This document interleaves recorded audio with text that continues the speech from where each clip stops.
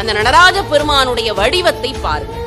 முதல்ல பார்க்க வேண்டியது வலதுபுறத்திலே உடுக்கை, அதற்கு பிறகு அபயக்கரம். அப்போ உடுக்கையிலே இருந்து உங்கள் பார்வை அபயக்கரத்துக்கு வருகிறதா?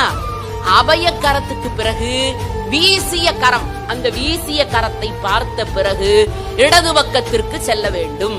இடது பக்கத்திலே தழல், அழல் ஏந்திய உரு. இப்ப நன்றாக கவனியுங்கள். முதலிலே உடுக்கை, உடுக்கைக்கு பிறகு அபயக்கரம், அதற்கு பிறகு வீசிய கரம், அதற்கு பிறகு எங்கே செல்லுகிறோம்? இடதுபுறத்திலே இருக்கக்கூடிய தழலேந்திய கரம். அதற்கு பிறகு நாம் கீழ் நோக்கி இருக்கக்கூடிய குஞ்சித பாதமாக விளங்கக்கூடிய திருவடி.